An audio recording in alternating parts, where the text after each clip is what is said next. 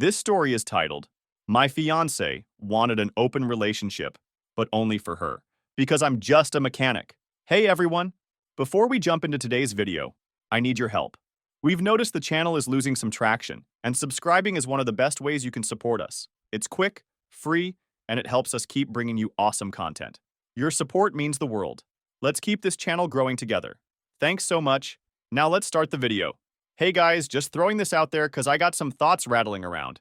I, 29 male, work as a mechanic. Been there since I was 23, and honestly, I love what I do. Get to fix things with my hands all day, good group of guys to work with, and my boss is more like a father figure than a boss. The pay's decent enough, not gonna make me rich or anything, but I can cover my bills and even put some money aside most months. Best part of my job is this project I've been working on, my grandpa's 1967 Mustang. Man, that car is special. Before he passed from cancer, Gramps made me promise to finish restoring it. He's the one who taught me everything about cars, starting when I was just this little kid who could barely reach the hood without standing on a milk crate. Used to joke that motor oil ran in our veins instead of blood. So anyway, 4 years ago, I met Sarah. Funny story actually, her dad's a mechanic too, owns his own shop across town. He brought this tricky transmission job to the garage for a second opinion, saw me working, and decided to play matchmaker. Asked me to look at his daughter's car, said the AC was acting up. Classic dad move, right? When Sarah came to pick up her car, we just clicked. She was working as a regular office worker at this marketing firm downtown, nothing fancy. We went for coffee, talked for hours. She actually seemed interested in my work, asked questions about the cars I was fixing. Even better, she got along great with my family. My mom practically adopted her after the first Sunday dinner. We moved in together after 2 years. Got this small but nice apartment downtown.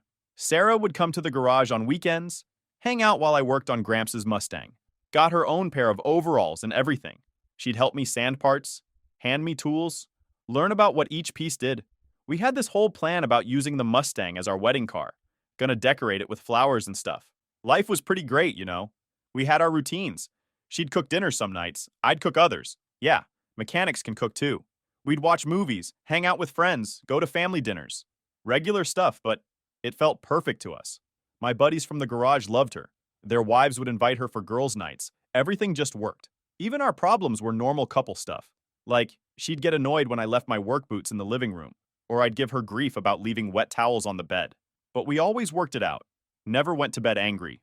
That was our rule. I was planning to propose for a while, saved up for a ring that I knew wasn't the biggest, but thought was pretty nice. Did it at my parents' place during Sunday dinner, with both our families there. Sarah cried. Happy tears. My mom cried. Her mom cried. Even my dad got something in his eye, if you know what I mean. We started planning the wedding right away. Nothing too fancy. Ceremony at this nice local church. Reception at the community center where Sarah used to volunteer. She was cool with keeping things simple. Said she'd rather put money toward our future than spend it all on one day. Then about 3 months ago, everything changed. Sarah got this big promotion at her firm. Went from regular office worker to some kind of senior brand strategist position. Was really excited about it, telling me about all these projects she'd get to work on. I was proud of her, you know? She worked hard for it. But man, if I'd known then what was coming. After SARS got this big promotion, suddenly everything about her changed. And she was so obvious about the whole thing. Like seriously, did she think I was stupid just because I work with cars instead of computers? Like, every morning she'd spend like an hour getting ready for work. New makeup, new hairstyle, these expensive clothes she kept ordering online. We're talking $300 blouses and stuff. I saw the credit card bill one time when I was paying our rent online. That's almost what I make in 2 days of work, just for one shirt. Her supervisor, Mark, started scheduling all these emergency late-night meetings. Like, how many emergencies can a marketing company really have? They're not saving lives or fixing broken-down cars on the highway at 2 a.m. like my buddy Tony has to do. But Sarah would come home at 9, sometimes 10 p.m., talking about how they lost track of time working on projects. I started noticing other stuff too, like how she'd always put her phone face down when she was around me, or how she'd step out onto our apartment balcony to take calls, even when it was freezing outside. One time, I got up to use the bathroom at night and saw her texting someone at 1 a.m., but when she noticed me, she quickly turned off her phone and pretended to be asleep. The worst part was how she started acting around my friends and family. These are good people, you know? Salt of the earth type folks who'd give you their last dollar if you needed it. My best friend Ray's wife had a baby, and they invited us over for dinner. Sarah spent the whole time checking her phone under the table, then made us leave early because she had a headache. Saw her posting on Instagram an hour later from some wine bar with her work friends. Then there was this one time my sister Amy needed help moving. Sarah used to love Amy, they were like best friends. Amy even asked her to be her maid of honor last year. But suddenly Sarah's too busy to help her move. Said she had this big presentation to prepare for. So I went alone to help Amy, and guess what? One of Amy's new neighbors works at Sarah's company. Said there weren't any big presentations that week. The changes at home were just as bad. We used to cook dinner together almost every night. Nothing fancy, just regular food, but it was our thing. She'd chop vegetables while I handled the meat and stuff, and we'd talk about our day. Now she was always grabbing dinner with the team or networking over apps, whatever that means. When she was home, she'd just order expensive takeout and eat while staring at her phone.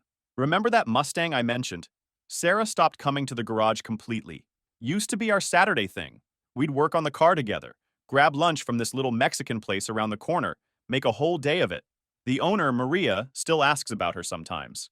Now Sarah says the garage is too dirty, and she can't risk ruining her work clothes. Like she can't change clothes or something? One Saturday I was at work. Yeah, I pick up extra shifts sometimes. Sue me for wanting to save more money. And Sarah said she was going shopping with her work friends. Then my cousin Tim texted me a picture. He'd seen Sarah and Mark at this fancy restaurant across town. Definitely not shopping. They were sitting real close, laughing about something. Tim asked if I knew she was there. I played it cool, said yeah, must be a work lunch. Tim's not stupid though. He just sent back bro, and I knew what he was thinking. I started watching more closely after that. Notice how her work events were always on days when I had late shifts at the garage? Or how she'd get all nervous if I said I might stop by her office to bring her lunch. One time I actually tried to surprise her with lunch. This nice sandwich from the deli she used to love. Secretary said she was in a meeting, but I saw her car wasn't even in the parking lot. The final straw before everything went down, we were supposed to go look at wedding flowers one weekend. Sarah canceled last minute. Said she had to go to some emergency strategy meeting. Again with the emergencies in marketing? I was pretty upset. Called her work to leave a message about dinner plans. Guess what? Mark's secretary said they were both out of office that day. No meeting. Looking back, the signs were all there. The password on her phone, the weird work hours, the new clothes, the constant texting, the way she'd jump every time her phone buzzed, how she stopped wanting to hang out with my family, started making comments about my job, my clothes, my friends, acting like the life we built together suddenly wasn't good enough for her. I knew there was something going on with her, but I gave it time. But you know what's funny? Through all this, I kept working on that Mustang. Every free moment I had, I was at the garage, fixing it up. My grandpa used to say, son, when life gets messy, focus on what you can fix with your hands. So that's what I did. Kept my head down, worked on the car, and waited for Sarah to show her true colors. And boy, did she ever. But everything went down one night. It was a Tuesday night, nothing special. I'd just finished a 10-hour shift at the garage. All I wanted was to shower, eat some food, and maybe watch some YouTube videos about classic car restoration. Sarah was already home when I got there, which was weird because lately she'd been working late most nights. She ordered some fancy sushi from that expensive place downtown. Another red flag because she only gets that stuff when she's trying to soften me up for something. The last time she ordered from there, it was when she accidentally scratched my truck backing out of the driveway. We're sitting on the couch and she's barely touching her food, just pushing it around with her chopsticks. She's wearing one of those new expensive outfits, full makeup and everything, even though she's supposedly been home for hours. I knew what was coming. Been waiting for it, actually. Had a whole plan worked out in my head for when she finally got the nerve to say it. So I just sat there eating and waiting for her to work up the courage. Finally, she puts down her phone. First time I've seen her do that voluntarily in months, and turns to face me. Gets this super serious look on her face. There's something I need to tell you, she says, all quiet and dramatic. Now, normally, this would be where a guy starts freaking out, right? But like I said, I've been expecting this. So I just look at her and go, what's up? Real casual, like I'm totally clueless about what's coming. She starts this whole speech she's obviously been practicing. I've been doing a lot of thinking lately. Yeah, bet you have. And I feel like maybe we should explore other options before the wedding. She's talking all careful, like she's explaining something to a kid. I take another bite of my sushi, acting like I'm thinking real hard about what she's saying. Then she drops it. I think we should try an open relationship. My stomach sank. Sarah had always watched her friends get into open relationships and called it the dumbest thing ever, never even considered it for us. But now, with our wedding coming up soon, there was no way this was coming out of nowhere. Something was off, and I knew it. I wanted to start screaming, but looking at her face, how desperate and eager she was for my response, I played along. This is where my plan came in. Instead of getting mad or upset like she probably expected, I set my chopsticks down, took a breath, and said, "You know what? I've actually been thinking the same thing. Y'all should have seen her face. Like someone just told her they were canceling her favorite reality TV show. Her mouth literally dropped open. I kept going, really getting into it now. Man, I'm so glad you brought this up. I've been wondering how to talk to you about it. This is perfect timing." I'm grinning like I just won the lottery or something. She starts stuttering, clearly not expecting this reaction. You have? Totally, I say, pulling out my phone. Actually, you know that new receptionist at your office? Jessica? The one with the red hair? Think you could get her number for me? She seems super cool, and she's always so nice when I come by. That's when Sarah's whole face changed. Like, you could literally see the moment her plan backfired. She goes from shocked to angry in about half a second. Jessica, why would you want Jessica's number? I played dumb. Well, if we're doing an open relationship, I figured I'd start there. She mentioned she's into classic cars last time I was at your office. Maybe I could show her the Mustang. Sarah jumped up from the couch like it was on fire. That's not what I meant, she practically yells. You can't date Jessica. Why not? I ask, still keeping my voice super casual. Isn't that what an open relationship means? We both get to see other people? That's when it all came pouring out. It was the moment I knew exactly how she felt about me. According to Sarah, I'm not in the right place career-wise to date someone like Jessica. Apparently, I need to work on myself first. Oh, and the best part? She thinks it should be a one-sided open relationship, just for her, because she's the one experiencing all this growth at her new position. I couldn't help it. I started laughing, like full-on belly laughing. So, let me get this straight, I said, wiping my eyes. You want permission to cheat on me while I sit at home working on my career? That what you're saying? She got all flustered, started crying about how I didn't understand, and was twisting her words. Said someone in my position should be more understanding of her needs. That with her new job title, she needs to be able to network properly. Network, I said. Is that what they're calling it these days? That what you've been doing with Mark during all those late-night emergency meetings? The look on her face when I said Mark's name. Priceless. Like she'd seen a ghost or something. Started rambling about how I was being paranoid, insecure, how my low self-esteem was showing. I just sat there, eating my sushi, watching her dig herself deeper and deeper. Every excuse she made just proved what I already knew. This wasn't about an open relationship. This wasn't about growth or networking or whatever other corporate buzzwords she wanted to throw around. This was about her thinking she'd outgrown me. That somehow her fancy new title made her better than the guy who fixes cars for a living. That she deserved to upgrade while keeping me as a backup plan. Well, I had news for her. This mechanic might work with his hands, but he ain't stupid, and he definitely ain't nobody's backup plans. After that night, I crashed at Paul's place. His wife Jenny made up their spare room for me, wouldn't take no for an answer. Even made me breakfast the next morning, pancakes and everything. Real friends, you know? I called my boss first thing in the morning. Told him the whole situation. My boss known me since I was a teenager hanging around his garage after school, learning about cars from my grandpa. He's like a second father to me. Take the day, he said. Dave can handle your appointments. Then he added, you know what your grandpa would say right now? Trust your gut, kid. And my gut was screaming that there was more to this story. Way more. So instead of going to work, I parked my truck, not the Mustang, too noticeable, across from our apartment building at 7 a.m. Sarah's car was still there. Usually, she leaves for work by 7:30, so I waited. Sure enough, 7:25 on the dot, she comes out. Looking all professional in one of her new outfits, designer handbag, the works. But instead of heading toward her office downtown, she drives in the completely opposite direction.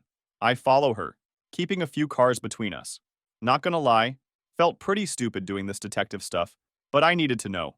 After about 15 minutes, she pulls into this fancy apartment complex, Riverside Towers. You know, those overpriced luxury apartments where all the young executives live? And who walks out to meet her? Mark. Freaking Mark. Mr. Perfect Supervisor himself, in his expensive suit, perfect hair, shiny shoes. They didn't even try to hide it. Just started making out right there in the parking lot, like they'd done this 100 times before. My hands were shaking so bad I almost dropped my phone, but I managed to record a video. Got pictures too. Part of me wanted to jump out of my truck and confront them right there. But you know what? They weren't worth catching an assault charge over. Instead, I just sat there, watching them walk to his car together, all lovey-dovey. They didn't go to the office. No, they drove to some fancy breakfast place downtown. Must be nice having time for fancy breakfasts on a workday. Meanwhile, the guys at my simple garage job were already 2 hours into their shifts. I went back to Paul's place after that. Jenny took one look at my face and knew something was wrong. I showed them the video. Paul started cursing up a storm. But Jenny? She got real quiet, then said something that hit hard. You know this isn't about you being a mechanic, right? This is about her being a cheater. She'd have done this no matter what job you had. She was right. This wasn't about social class or career paths or any of that stuff. This was about Sarah being selfish and thinking she could have it all. The faithful fiancé at home and the fancy affair with her boss. She knew what she was doing. This wasn't a mistake. This wasn't some fleeting curiosity. She had already made up her mind, probably long before she even brought it up to me. And that hurt more than anything. The woman I thought I was going to spend my life with wasn't just betraying me. She was willing to lie straight to my face and pretend it was some enlightened idea we should explore together. But what stung even more? The way she looked at me after she got that promotion. Like I wasn't on her level anymore. Like the guy she used to call a real man was suddenly less. I used to be her rock, the one she admired, the one she'd brag about. He can fix anything, she used to say. He's solid, dependable, a real man. But now? Now I was just the guy she came home to after spending her days in some shiny office with people she suddenly thought were better. She didn't respect me anymore. And honestly, that was worse than her cheating. So I spent the rest of the morning making calls. First to the venue. Lucky they had a cancellation policy. Lost my deposit, but whatever. Then the caterers, the DJ, all those other wedding things you never think about until you have to cancel them. The woman at the flower shop actually cried when I told her what happened. Said her husband had done something similar years ago. Gave me a full refund and told me to use the money to buy myself something nice. People can be really kind sometimes, you know. Then I did something I probably should have done weeks ago. I drove to Sarah's parents' house. Her dad's a mechanic too, owns his own small shop across town. That's actually how Sarah and I met. He brought a car to the garage for a second opinion, saw me working, and thought I'd be good for his daughter. Her mom answered the door, looking surprised to see me. "Honey, shouldn't you be at work?" she asked. Then she saw my face. "What's wrong?" I took out my phone, showed them the video. Her dad came to see what was going on. And man, I've never seen someone's face turn that red that fast. He started pacing, running his hands through his hair just like Sarah does. Used to do, when she's upset. "How long?" her mom asked quietly. "Don't know for sure," I said. "But my guess? Since the promotion." Her dad stopped pacing. "The promotion she got right after Mark became her supervisor?" I nodded. Everything was clicking into place now. Her mom started crying. "We raised her better than this," she kept saying. Her dad just looked disappointed, like he'd failed somehow. "Not your fault," I told them. "You did raise her better. She just chose differently." I showed them the credit card statements too. All the restaurant charges, the hotel charges. Showed them screenshots of her work event Instagram posts from nights I knew she was with Mark. "She asked for an open relationship last night," I said finally. "But only for her. Said I wasn't sophisticated enough to date other people." Her dad slammed his hand on the table. "Sophisticated? That what they call cheating these days?" We talked for a while longer. They kept apologizing, but I told them they had nothing to be sorry for. They weren't the ones cheating on me. Before I left, her dad hugged me. "You're still welcome here anytime," he said. "You're the son I never had." I drove back to Paul's place after that, feeling weirdly peaceful. Yeah, my wedding was canceled. Yeah, my fiancée was cheating on me with her boss. Yeah, I'd lost the deposit on pretty much everything. But you know what? For the first time in months, I didn't feel like I wasn't good enough. Didn't feel like I had to apologize for my job or my friends or who I was. I texted my boss, "Coming in tomorrow. Got a Mustang that needs finishing." His response? "That's my boy. Your grandpa would be proud." And you know what? I think he would be. Not because I caught Sarah cheating, but because I refused to let anyone make me feel ashamed of who I am and what I do for a living. The next day, Sarah's mom called me around noon. Said Sarah had been blowing up their phones all morning, crying about how I was being unreasonable and needed to think things through. I guess she didn't know I'd already shown them the evidence.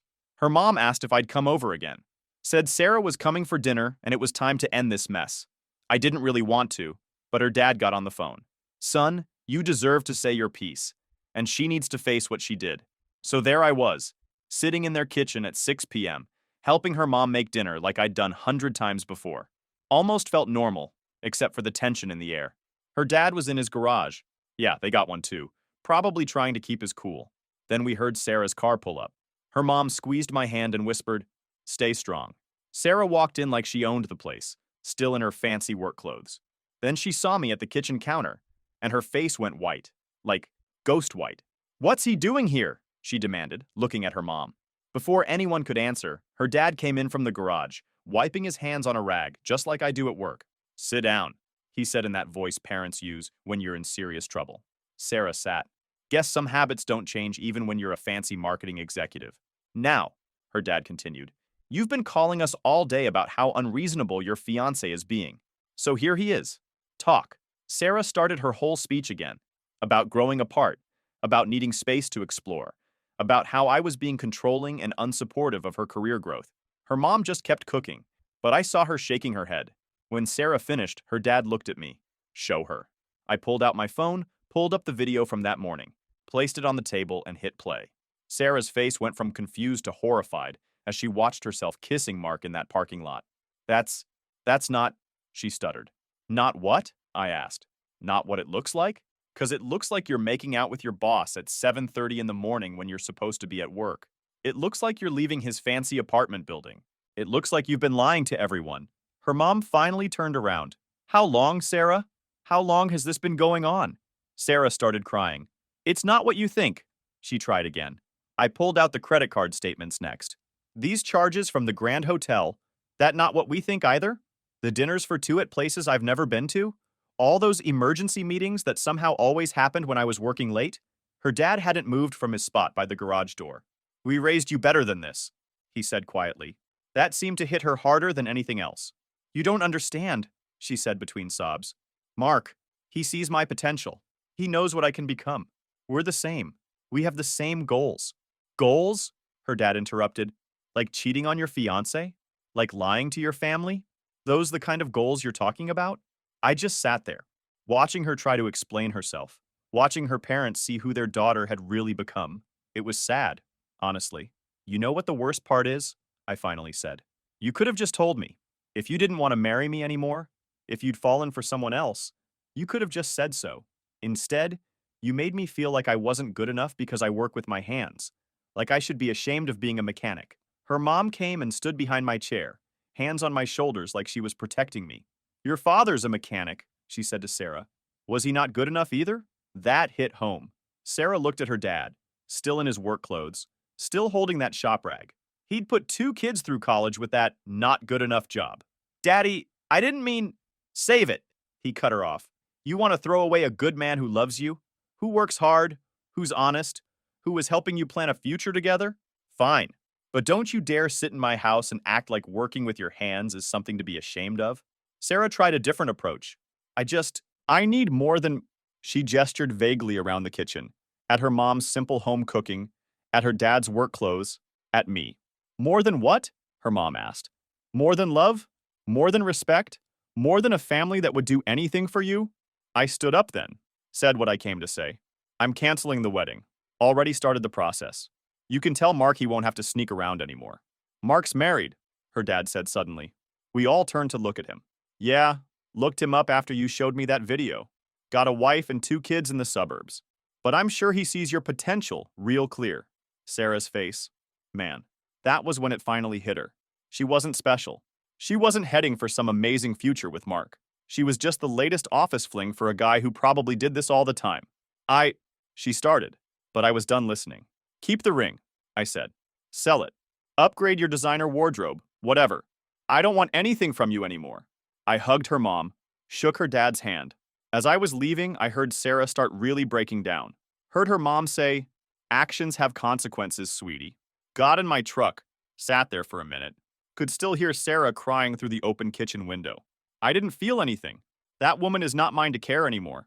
So I started my truck, headed to the garage, had a Mustang waiting for me. And for the first time since this whole mess started, I knew exactly where I was going. After everything went down with Sarah and her parents, I threw myself into work. Like hardcore. My boss had to practically kick me out of the garage some nights. I'd work my regular shift, then spend hours on the Mustang. The guys started bringing me dinner, worried I wasn't eating right. There's this little coffee shop right across from the garage. Nothing fancy, just good coffee and simple food. Started going there on my lunch breaks because I needed somewhere quiet to think that wasn't full of car parts and worried coworkers. First time I went in, barely looked up from my phone. I was dealing with another text from Sarah trying to explain herself.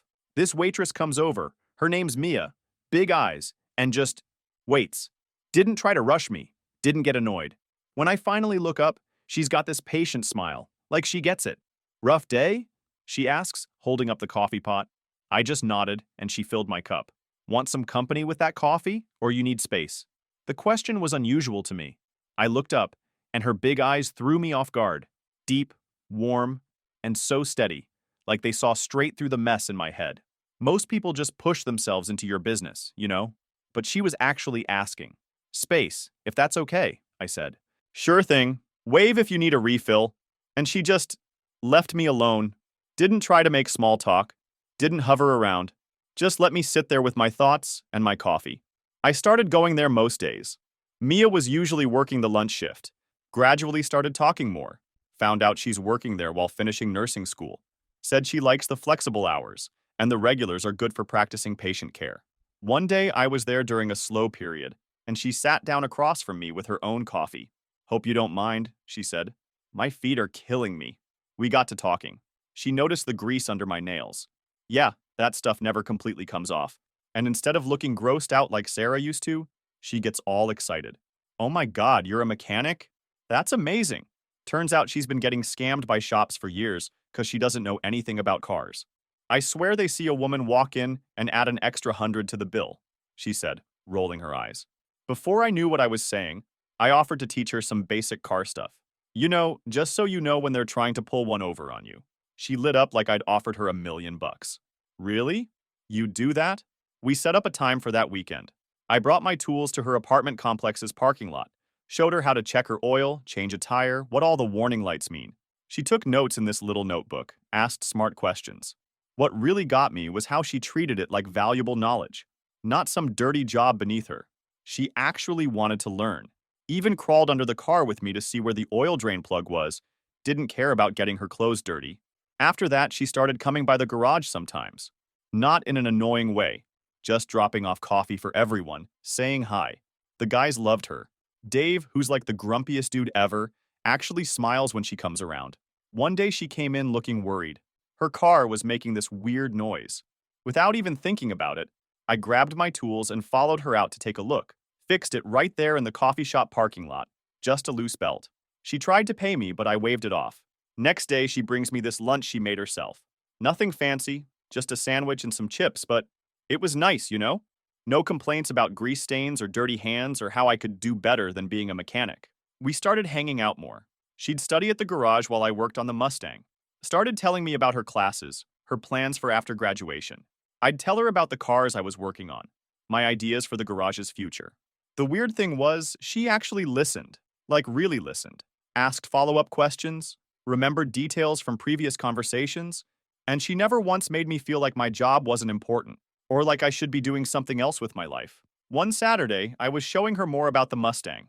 She sat in the driver's seat, running her hands over the steering wheel my grandpa had gripped thousands of times. Tell me about him, she said quietly. Your grandpa. So I did. Then she looks at me and says, he'd be really proud of how this is turning out. Just like that, simple and honest, not trying to make some grand statement or push me to change careers or anything. Just seeing the value in what I was doing. That's when it hit me. Here was someone who saw me, really saw me, and liked what she saw. Didn't try to change me or improve me or push me to be something I'm not. The guys at work noticed the change in me. Paul pulled me aside one day, said, "You're smiling again, man." Like, really smiling. And I was. Not because Mia was some perfect dream girl, or because she was fixing me after Sarah, but because for the first time in a long time, I felt like I could just be myself. Grease under my nails, simple lunch breaks, Mustang restoration and all. The best part? Mia was just as real as me. No fancy job titles, No designer clothes, no pretense, just a hardworking student who brings coffee to mechanics and isn't afraid to get her hands dirty. After Sarah, I never thought I'd trust someone like that again. But Mia, she made it easy. Not by making grand gestures or promises, but by just being genuinely interested in who I am, not who she thinks I should be. And yeah, it's been 2 months since everything went down with Sarah. The Mustang's finally finished. Every bolt, every panel, every piece exactly how Grandpa would have wanted it. Mia was there when I started it up for the first time, sitting in the passenger seat with this huge smile on her face. The engine roared to life like it was just waiting for the right moment to sing again. Later that night, Mia and I drove it to my parents' place for Sunday dinner. My mom took one look at us pulling up in Grandpa's car and started crying happy tears. Dad just nodded, that quiet, proud nod that says everything without saying anything. Sarah's dad was there too. Yeah, we still keep in touch. He's more family now than Sarah ever was. Speaking of Sarah, man, karma hit her and Mark hard. Turns out Mark wasn't just cheating with Sarah. He had this whole pattern of going after new employees. Sarah was just the latest in a long line. His wife found out in the most public way possible, caught him with some new junior exec at the company Christmas party. Like, in his office. Whole company saw the fallout. Mark's wife took him for everything in the divorce. House, cars, most of his money. Even better, she now owns half his company shares because he was dumb enough not to get a prenup. She's on the board of directors now, and first thing she did was vote to fire him. Guy's working at some tiny consulting firm in another state now. Nobody in the industry will touch him. Sarah tried to play the victim when it all came out. He manipulated me. I didn't know he was like that. But then 3 other women came forward about Mark, and everyone found out Sarah knew about at least one of them. She lost all credibility at work, got demoted, then basically forced to resign. Last I heard from her mom, Sarah's working some entry-level job at a way smaller firm, making less than she did before the promotion that started all this. Living with her parents again cause she can't afford her fancy apartment anymore. All those designer clothes she bought? Selling them on some online marketplace to make rent? Her mom says she's doing some soul-searching. Sure, now that the fancy job and married boyfriend are gone, she's got plenty of time to search. Meanwhile, life's pretty sweet on my end. My boss is talking about making me a partner at the garage. Says he's getting too old to handle everything himself, and I'm the only one he trusts to carry on his legacy. Business is booming. Turns out lots of people prefer honest mechanics who don't try to scam them. So yeah, here where I'm at right now. Sometimes the best karma isn't about bad things happening to people who hurt you. It's about good things happening to you, because you stayed true to yourself. Final edit. Thanks for reading this long story, everyone.